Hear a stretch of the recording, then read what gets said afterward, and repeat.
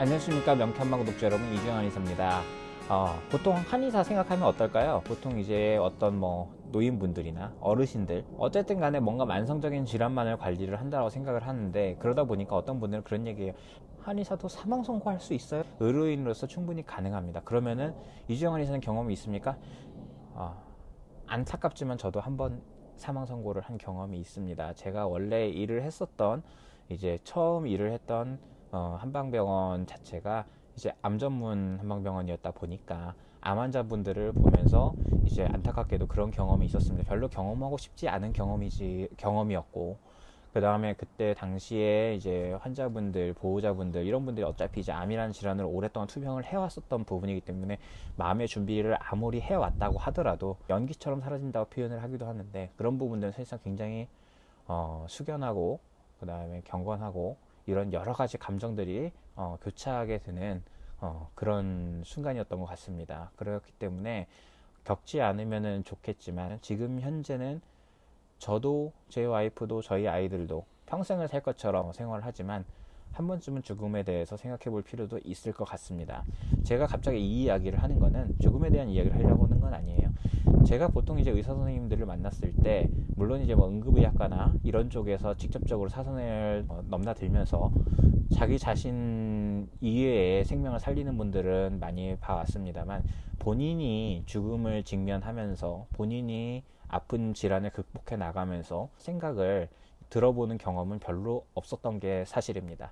근데 최근에 유튜브 채널을 보다 보니까 서울대 의사분이세요. 의사분인데 방광암으로 인해 가지고 2년 일찍 퇴임을 하게 되고, 그래서 이제 죽을 고비를 넘기고 이렇게 되면서 죽음에 대해서 많이 겸손해지고 이런 부분들을 이야기를 많이 하시더라고요. 그래서 그런 걸 보면서 결국엔 의사도 사람이고, 그죠?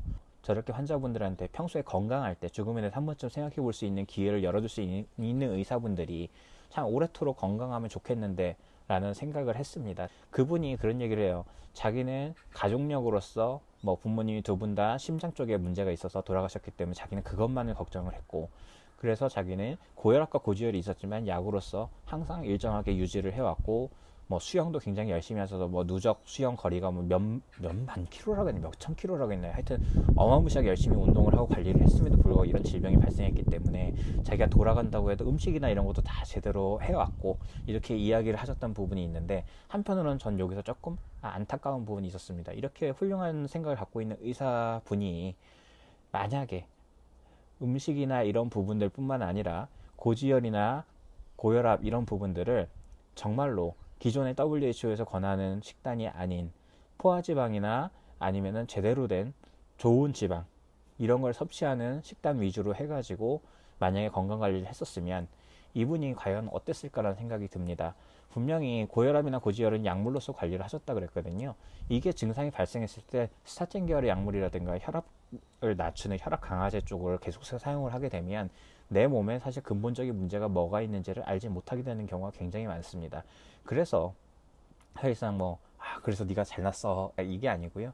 이렇게 훌륭한 분들이 본인 분야 이외의 부분들은 그냥 이렇게 하려면 되겠구나. 의사조차도 그렇다는 겁니다.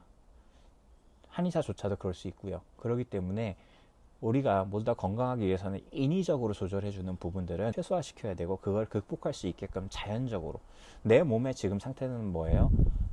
어떤 걸 먹고 어떤 행동을 하고 어떤 생활 습관을 가졌느냐의 표현이 제 몸 상태인 겁니다. 그렇기 때문에 그게 뭔가 이상한데 그걸 약으로만 눌러서 컨트롤을 해왔다? 그게 오히려 더 무리를 줬을 수도 있지 않을까라고, 어떻게 보면은 노 의사분, 노 교수님에게 어떻게 보면 저를 알지도 못하시고 알고 싶지도 않으실 수도 있지만, 한편으로는 조금 주제 넘은 이야기가 될 수도 있을 것 같습니다. 하지만 이 대사질환을 꾸준히 봐온 사람으로서 대사질환의 결과물이 대부분이 암이라든가 가볍게는 비만해서 심하면은 종양 쪽으로 가는 걸로 봐서는 건강을 그런 식으로 챙기면은 좀 더 어떨까 하는, 그래서 유튜브를 보고 계시는 시청자분들도 그렇게 좀 전환을 해보면 어떨까 싶습니다. 맨날 저희 영상에서 제일 인기 좋은 게 한무당 발언에 대한 영상인데, 그런 데서 그게 니들이 뭐를 알아 이런 식으로 하는 그런 비난이나 이런 것보다, 어떻게 보면 사람 대 사람으로서 봤을 때 이거는 기본적으로 보편타당하게 맞느냐 틀리느냐를 놓고 봤을 때는 요새는 의사분들도 그런 쪽에 있어서 인위적으로 약으로 조절하는 것보다 더 부작용이 없는 식습관이라든가 이런 쪽으로 조절하는 거에 대해서 많이 언급이 되고 있으니까 한번 참고해보면 어떨까 싶습니다. 죽음을 다룬 그런 영상이었어서 뭐 링크를 이렇게 다룰 수 있을려나 모르겠어요. 어쨌든 간에 추천드리면서 조금 차분하게 마무리를 하려고 합니다. 구독, 좋아요, 알림 설정 꼭 해주시고요. 궁금한 점이나 이런 게 있으시면 항상 댓글로 달아주세요. 내가 내 스스로 너무 운동도 열심히 하고 음식도 너무 관리를 잘하고 있다고 생각을 하는데도 불구하고 아픈 데가 있다라고 하면 반드시 뭔가 고리가 끊어져 있는 게 있을 겁니다. 그 부분을 잊고 연결해 주는 거는 한의 사면 어떻고 의 사면 어떻습니까? 그 다음에 약 사면 어떻습니까? 내 가족이 그런 걸 알려주면 어떻습니까? 고마운 거죠. 내 건강을 위해서 그 목표 하나만 생각한다 그러면 사실 나눌 필요가 없어요. 싸울 필요도 없고.